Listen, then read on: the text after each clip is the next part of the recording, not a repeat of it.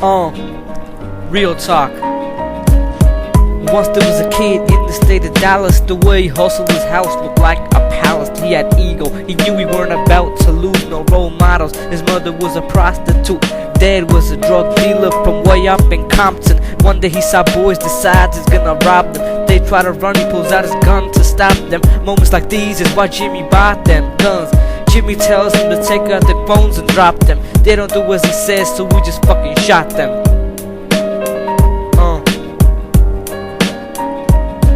Days after, his mind was tainted with guilt. His thoughts are biting back at him like a blade with no hilt. He just wanted some money, he didn't intend to kill, but nevertheless in the end blood was spilled. His parents didn't give a shit, they were too busy with their own lives. Jimmy left to cover his crimes, but robbing weren't enough, so we started spitting some rhymes, selling dope behind his back so we could stay alive. But we weren't happy, so we went up to the hood. He started shooting people up so it could be understood that he was the boss and that he fucking owned the hood. But the project niggas came in and tested his strength. They threatened to kill him if he didn't leave quick. He left, but he wanted someone that he could sleep with, so he went down the corner and he saw this chick. He started to stalk her in the shadows real slick. All of a sudden he jumped, "Come on bitch, suck my dick." She started to cry and she begged him to be quick. After a couple minutes of rape, he heard them sirens. He started to run because the feds arriving. Ran a couple blocks so his casket would close, but he was surrounded and there was nowhere to go. But then all of a sudden came a niggas from the shadows.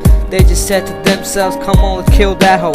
"Why you my hood, man?" He didn't have a reason, so they just pulled their guns, bang. The devil always comes back to those who do him ill.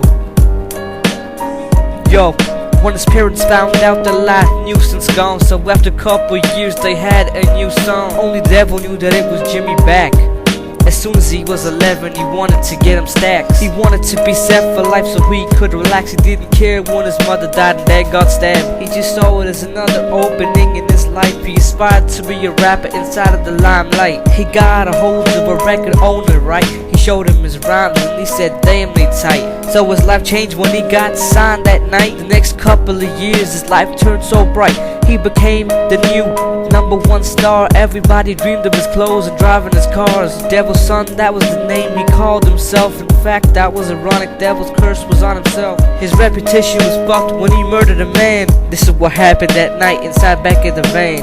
Jimmy and his crew at late night were rolling down the street when they saw a young nigga strolling. They pulled over to the side and asked him why he was in the hood and if he really wanted to die. He pleaded with them to please leave him alive. Jimmy was angry, but he didn't really know why.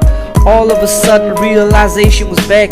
He remembered his past life where he was attacked. God was looking down, probably testing his being. He was just seeing what Jimmy would do.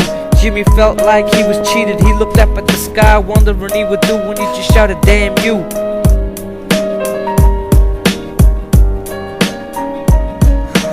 Jimmy pulled out his gun, pointed it at the boy's head, looking like it was fun, shot him right through.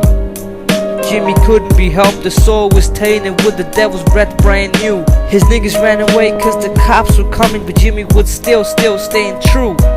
And as the black shade of night washed away Jimmy's guilt, the sky turned brand blue.